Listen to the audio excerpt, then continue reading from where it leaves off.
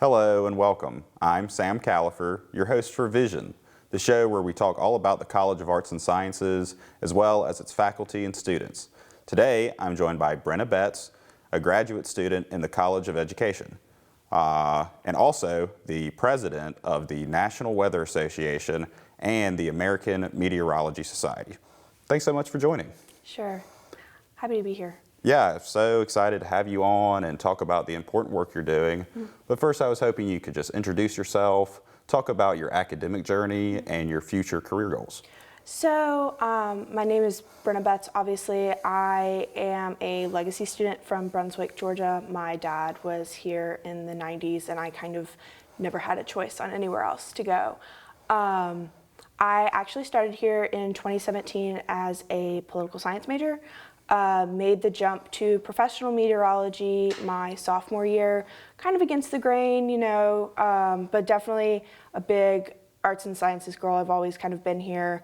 I did graduate with my bachelor's in 2021, and I started graduate school for secondary education in the fall of 2021.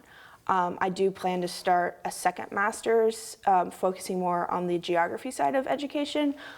Because eventually I'd like to work in public education outreach for science museums, science organizations, things like that, to kind of build public curriculum to help with the weather and climate aspect of education. Sure, super interesting, and it's great to hear, you've been here and you're bouncing around, getting a few different degrees.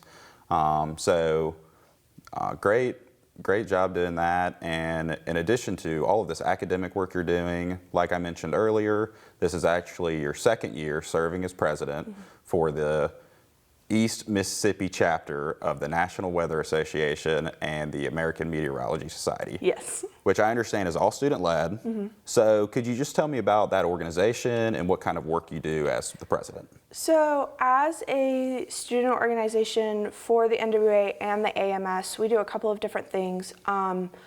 We first and foremost focus on meteorological education for our students that are already here, or anyone that isn't a meteorology student already. We're open to everyone on campus. And we kind of try to hit a couple of major aspects of public service as students. We do fundraisers when there are severe weather events. We raised money for the Western Kentucky tornado outbreak this year. We've done t-shirt drives and water drives for hurricane affected areas in the past. And then we also focus on things like networking and advancing in your career path. We do lots of interview prep and networking practice. We have not only our professionals from the National Weather Service, but also from our local TV stations come in and talk to our students about what they look for in potential jobs. And then we also kind of just focus on building a community where all of our students feel welcome and can talk about the weather, because that's something that we all have in common despite any of the other differences that we may have. Sure, and it's so interesting and great to hear, it's a group of students lifting each other up and, trying to make the community better and advance their field. So great to hear. And, speaking of your organization, next weekend, April 2nd and 3rd, you're having your 20th annual Southeast Severe Storms Symposium, which is so interesting. So could you tell me about that event and what some of its goals are?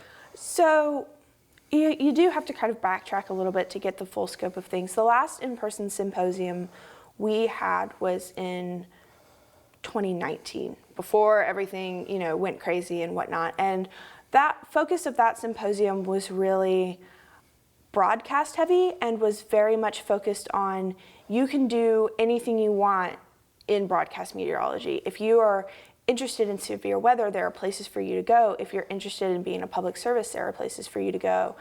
But lots of our presentations were broadcast heavy, talking about how many opportunities there were in the job field. But we had speakers from all different sects in the weather enterprise. We had the former director of the National Weather Service come in and speak to us as a keynote speaker. And we kind of just really focused on the big picture of things at that symposium. And that's kind of how it's been in the past. For the past couple of years, at least in my memory, it's always been about you can do anything you want in meteorology, and here are all the ways you can do it. Here's research that shows the way that you can do it. And it's our biggest networking event for our students, and even for some of our professionals getting to know others that they might not. This year we're doing it a little different because it is our 20th anniversary. We've decided to focus on where our alumni have been. We have so many alumni in broadcast meteorology. That's, we love to throw our statistic out about how many broadcast meteorologists Mississippi State produces out every year. But we really wanted to focus on where they are now, what they're doing. All of our keynote speakers for this year are Mississippi State geosciences alums, all doing something completely different from each other. But we really just want to kind of give back to all the students that have made our chapter last this long and have made this event happen this long.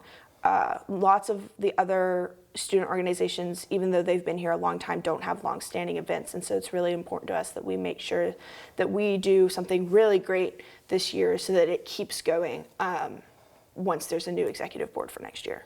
Sure, yeah, and like you said, long-standing. I mean, this is the 20th annual, version of this event. So why do you think the symposium stuck around for so long? I think that it's just really fun. We come together for a couple of days. We have really cool presentations come in. In the past, you got to sit at a table with people that you had never met before. And you got to talk and you got to network, but we throw a party every year. We have a mixer at the end of the first day of our event.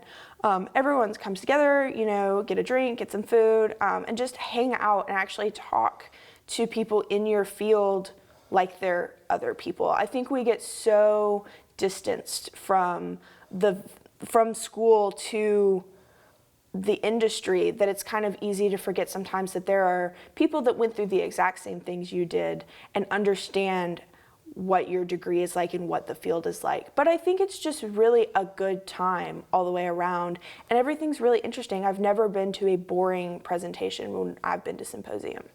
Sure, and just speaking about the presentation, I mean, are there talks that are going on, events? What does it look like? So we usually do 2 full days of speakers and some poster sessions, and previously we have done like a Q&A panel. We've done some with our professors. We've also done some with professionals that are willing to do a Q&A session with us.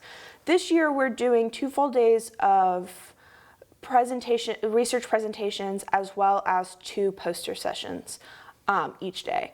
And so we kind of just focus on trying to group everyone together. So we have a broadcast session, we have a professional session, and then we kind of have our catch-all, this is meteorology, but this is computer-based or radar-based, or something along the lines of, we are always trying to group things together so that you can go to everything you want and be able to listen to everyone.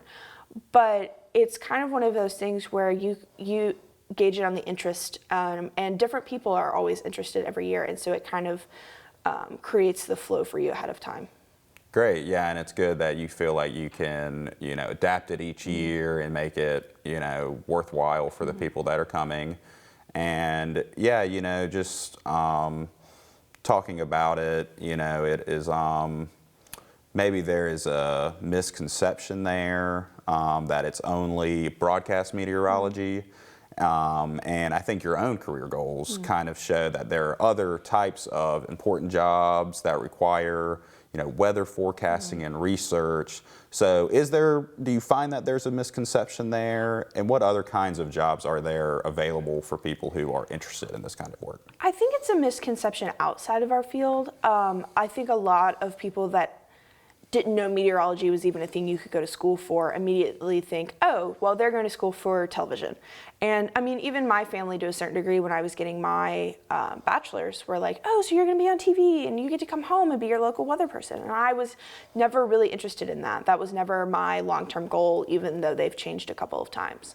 But I definitely think within the field, it's easy to also get kind of focused on broadcast meteorology. And that's not necessarily a bad thing. It's a very wide field. It employs a lot of people every year, and it's essential to how we function as a society right now. I mean, rural areas completely focus on local television for severe weather forecasting. But I think Symposium does a very good job, and I think our chapter does a very good job of bringing in all of the different people that we can show that there are different jobs in. You can work for the National Weather Service, you can strictly work in academia, and you can teach and you can research. Or you really can, I mean, you can storm chase if you really want to. It's one of those things where you can do anything you set your mind to as long as you sit down and you work on your degree. And we try to encourage that through our chapter for everyone to find not what they feel like they should do, but what they want to do. Sure, and just like what you were saying, the weather always plays such an important part. Any kind of event planning or day-to-day, the weather is involved in that somehow. And so I think, what you were just saying kind of attests to that. There are so many different ways to use the degree in interesting ways that people might not understand. So just great to hear. I hope the symposium goes well. I'm sure it will. It's the 20th one. Y'all have it, down to science now. And so just so great. I'm glad that we got to talk today. I appreciate you coming Absolutely. and speaking to me. So thank you so much. And thank you all for tuning in to this episode of Vision. We'll see you next time.